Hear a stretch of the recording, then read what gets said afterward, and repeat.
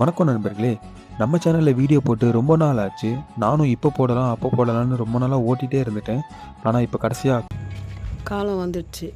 போடுற வீடியோவ ஒரு விளாகா எடுத்துடலான்னு ஒரு விளாக் வீடியோ தான் இன்னைக்கு எடுத்தேன். நம்ம ஃபர்ஸ்ட் விளாக்ல எங்க போறோம்னு பார்த்தீங்கன்னா, ஹாஸ்பிட்டலுக்கு தான். ஏன்னா ஒரு 2 நாளா பார்த்தீங்கன்னா, லெஃப்ட் செஸ்ட் கீழ ரொம்ப வலியா இருக்குது. பகல்ல கூட பரவாயில்ல, நைட்ல தான் ரொம்ப வலிக்குது. அது என்னன்னு பார்த்துடலான்னு தான் ஹாஸ்பிட்டலுக்கு இப்ப கிளம்பிட்டு இருக்கேன். ஹாஸ்பிட்டலுக்கு நான் வேட்டைக்காரன்ல தான் போக போறேன். வேட்டைக்காரன்னா ஒண்ணும் இல்ல, அது என் பைக்கு தான், ஹண்டர்.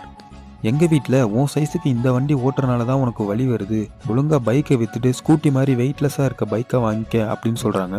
அதை பத்தி நம்ம அப்புறம் பேசுவோம். ஒரு வழியா டிராஃபிக்லாம் தாண்டி ஹாஸ்பிட்டலுக்கு ரீச் ஆயிட்டேன்.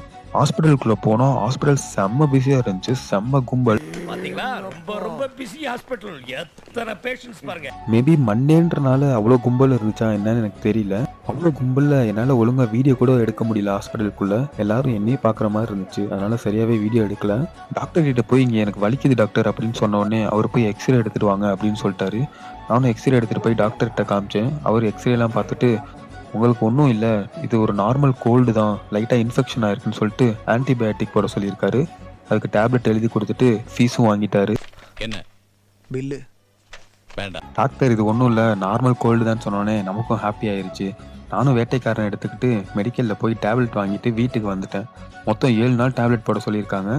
பார்ப்போம் 7 நாளில் சரியாகுதான்ட்டு. 7 நாளுக்கு அப்புறம் சொல்கிறேன் சரியாகுதா இல்லையான்ட்டு. அதுக்கு நீங்கள் சப்ஸ்கிரைப் பண்ணி வச்சுக்கோங்க.